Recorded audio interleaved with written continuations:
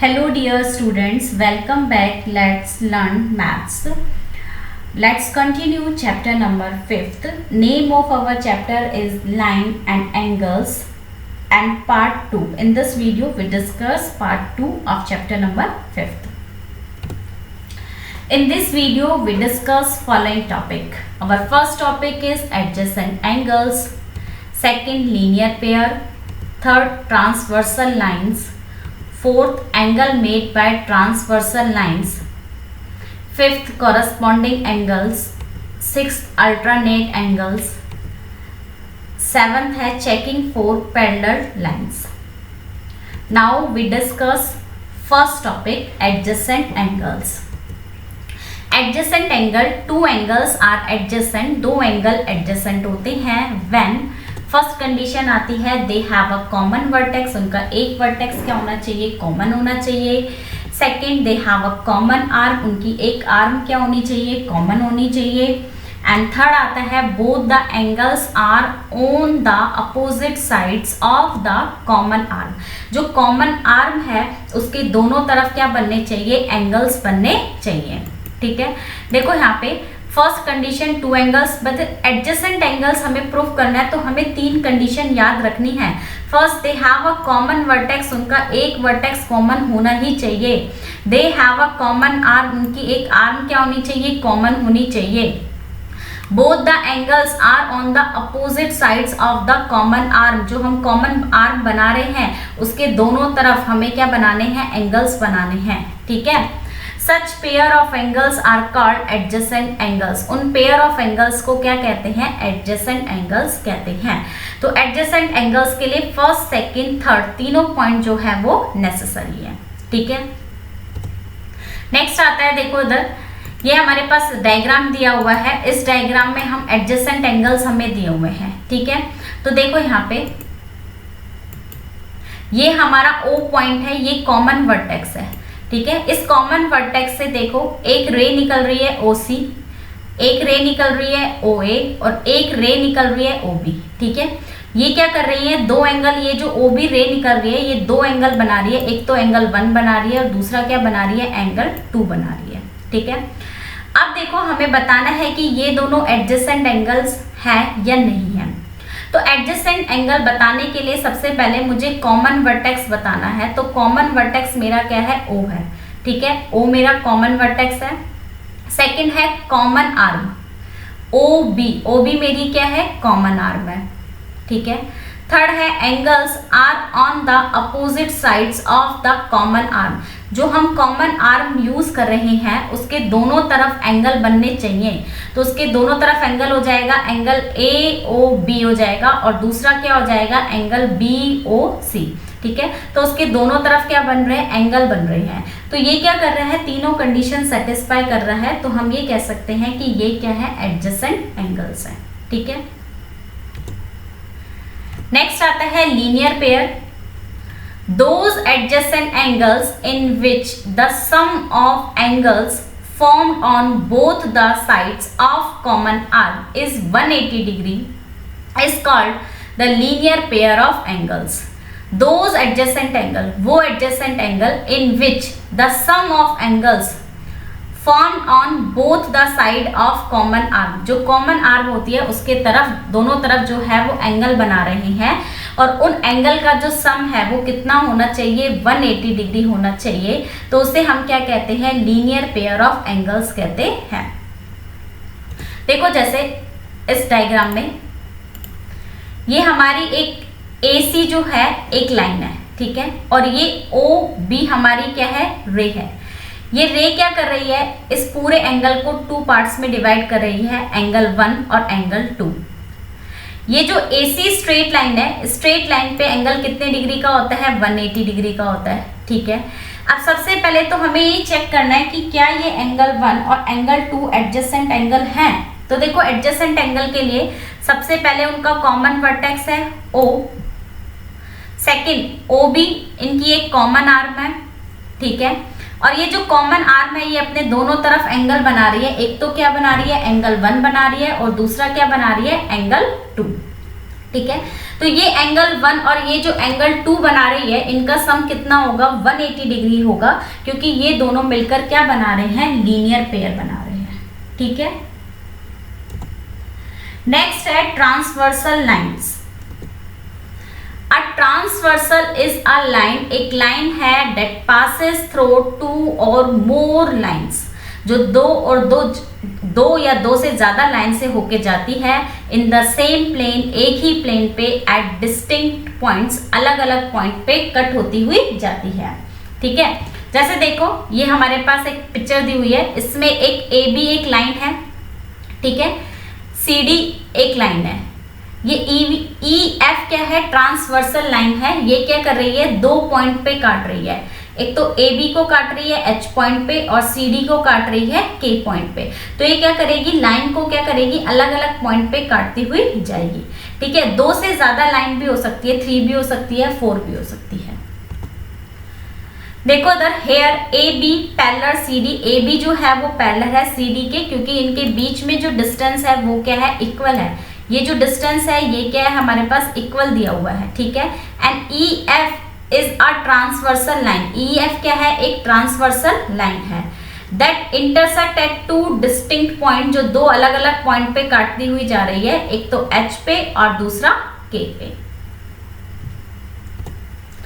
अब देखो angle made by a transversal, कि ये जो ट्रांसवर्सल लाइन है ये कौन कौन से एंगल बनाती है, हमें ये देखने हैं। देखो ये डायग्राम दिया हुआ है हमें, इस पॉइंट पे, ये जो पॉइंट है इस पॉइंट पे 4 एंगल्स बन रहे हैं। ठीक है, ये जो पॉइंट है इस पे 4 एंगल बन रहे हैं, एंगल 1 2 3 4, और इस पॉइंट पे भी 4 बन रहे हैं, 5 6 7 8। ठीक है, अब देखो सबसे पहले हम पढ़ेंगे इंटीरियर एंगल्स। इंटीरियर एंगल्स मतलब इंटीरियर जो अंदर की तरफ बनते हैं। ठीक है, तो इंटीरियर एंगल्स देखो कौन कौन से होंगे, 3 4 5 6, ये कैसे हैं, इंटीरियर एंगल्स है, क्योंकि ये हमारे पास अंदर की तरफ बन रहे हैं। ये जो दो लाइन है ना, इनके क्या कर रहे हैं, अंदर की तरफ बन रहे हैं। ठीक है, एक्सटीरियर एंगल्स जो बाहर की तरफ बन रहे हैं, तो कौन कौन से हो जाएंगे, एंगल 1 एंगल 2 एंगल 7 एंगल 8, ये कैसे एंगल है, एक्सटीरियर एंगल्स है। ठीक है, नेक्स्ट आता है पेयर्स ऑफ कॉरस्पॉन्डिंग एंगल्स। देखो कॉरस्पॉन्डिंग एंगल्स क्या होते हैं, इक्वल होते हैं। ठीक है, देखो यहां से स्टार्ट करेंगे, इसका एंगल 1 लेके चलना है तो इसका एंगल क्या लेके चलना है, 5, इसका एंगल 2 तो इसका एंगल 6, 3 किसके इक्वल होगा, 7 के, 4 किसके इक्वल होगा, 8 के। तो कॉरस्पॉन्डिंग एंगल्स क्या होते हैं, इक्वल होते हैं, 1 5 के, 2 6 के, 3 7 के, 4 8 के। ठीक है, pair of alternate interior angles. ठीक है, देखो ये इंटीरियर एंगल्स है 3 4 5 6। जब अल्टरनेट की बात की जाती है तो अल्टरनेट क्या हो जाता है, आमने सामने। जैसे ये 3 जो है वो किसके इक्वल होगा, 6 के, और 4 किसके इक्वल होगा, 5 के। ठीक है, pair of alternate exterior angles, तो अल्टरनेट एक्सटीरियर एंगल्स में देखो एक्सटीरियर एंगल है 1 2 8 7, और अल्टरनेट में बोलेंगे तो हम 1 जो है वो किसके इक्वल होगा, 8 के, और जो 7 है वो किसके इक्वल होगा, 2 के। ठीक है, 7 इक्वल होगा 2 के और 1 किसके इक्वल होगा, 8 के। Pair of interior angles on the same side of transversal line. ठीक है, देखो ये ट्रांसवर्सल लाइन है P, इसके सेम साइड पे, तो 6 और 4 सेम साइड पे बन रहे हैं, और 3 और 5 कौन से साइड पे बन रहे हैं, सेम साइड पे बन रहे हैं। ठीक है, अब इधर देखो, if 2 parallel lines are cut by a transversal, जब 2 पैरेलल लाइन किसी एक ट्रांसवर्सल लाइन के द्वारा काटी जाती है, then each pair of interior angles on the same side of the transversal are supplementary। तो angle made on same side of transversal line क्या होते हैं, सप्लीमेंट्री होते हैं। सप्लीमेंट्री मतलब उनका सम कितना होता है, 180 डिग्री होता है। जैसे देखो यहाँ पे 4 और 6, एंगल 4 और 6 दोनों का सम कितना होगा, 180 डिग्री, और 3 और 5 इनका सम कितना होगा, 180 डिग्री। एंगल 3 और एंगल 5 का सम कितना होगा, 180 डिग्री। ठीक है, नेक्स्ट आता है कॉरस्पॉन्डिंग एंगल्स। देखो कॉरस्पॉन्डिंग एंगल एफ जो शेप होती है ना, F shape stands for corresponding angles. देखो जैसे ये जो एफ शेप है, ये जो एफ शेप आपको दिख रही है ना, एफ शेप, ये एफ बना रखी है इसने, तो ये दोनों एंगल क्या होंगे, कॉरस्पॉन्डिंग एंगल्स होंगे। ठीक है, जैसे इधर देखो ये एफ जो शेप है ये भी क्या है, कॉरस्पॉन्डिंग एंगल्स है। ठीक है, और ये हमारे पास जो एफ शेप दी हुई है ये भी हमारे पास क्या है, कॉरस्पॉन्डिंग एंगल्स है। ठीक है, हमेशा F shape stands for corresponding angles. F जो शेप होती है वो किसको रिप्रेजेंट करती है, कॉरस्पॉन्डिंग एंगल्स को। नेक्स्ट है अल्टरनेट एंगल्स। जो जेड शेप होती है stand for alternate angles. Z जो शेप होती है स्टैंड्स फॉर अल्टरनेट एंगल्स। ठीक है, देखो जैसे ये जेड शेप बन रही है तो ये वाला एंगल किसके इक्वल होगा, इसके इक्वल होगा। ठीक है, ये जेड शेप बना रहा है तो ये एंगल किसके इक्वल होगा, इसके। इसमें भी ये जेड शेप बना रहा है तो ये एंगल किसके इक्वल होगा, इसके। यहाँ पे जब भी जेड शेप बन रही है तो जेड शेप में कौन से एंगल बनेंगे, हमेशा अल्टरनेट एंगल्स बनेंगे। ठीक है,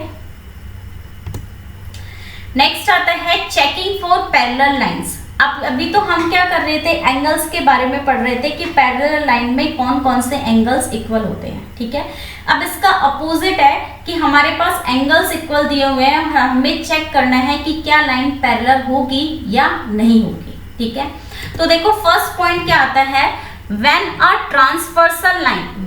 transversal cuts two line, जब कोई भी ट्रांसवर्सल कट करती है दो लाइन को, such that pair of corresponding angles are equal, और corresponding angles के पेयर क्या दिए हुए हैं, इक्वल दिए हुए हैं। ठीक है, तो corresponding angles हमें इक्वल दिए हुए हैं तो वो जो लाइन होगी वो क्या होगी, पैरेलल होगी।